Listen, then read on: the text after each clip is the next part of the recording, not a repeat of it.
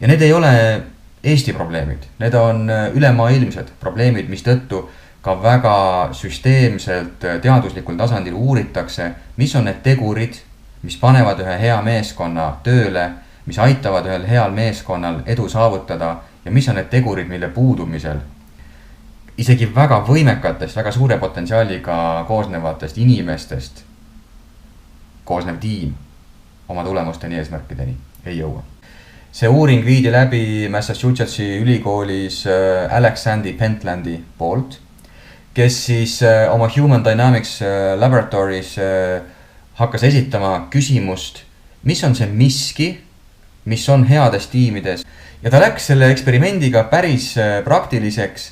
Nimelt ta võttis oma eksperimendi käigus erinevate valdkondade, ettevõtted, organisatsioonid, võttis kokku enam kui 2500 inimest erinevatest meeskondadest, tiimidest, pani nendele külge reaalsed sensorid, mis päevast päeva järgnevate nädalate jooksul salvestasid, kuidas inimesed omavahel suhtlevad, missugune on nende hääletoon, missugune on nende kehakeel, kui sagedasti nad suhtlevad, kellega nad suhtlevad. Ja nagu ta selles artiklis ütles, olid tulemused päris jahmatavad, sest et kuigi arvatakse, et informatsiooni sisulisest edastamisest piisab, sest paljud organisatsioonid, paljud meeskonnad on ju hädas sellega, et infosulud on, info ei liigu. Juhtidel on info, mis ei jõua töötajateni. Töötajatel on info, mis ei jõua juhtideni. Mingitel töötajatel on info, mida ei jagata teiste töötajatega. Ja selle tagajärjel tekivad väga-väga suured segadused, mis pärsivad tegelikult meeskonnatööd.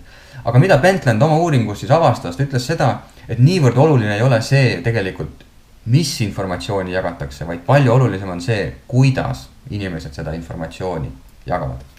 Nimelt tema siis see tuumavastus oligi see, et kuidas me suhtleme üksteisega on palju olulisem sellest, mis teemadel me suhtleme.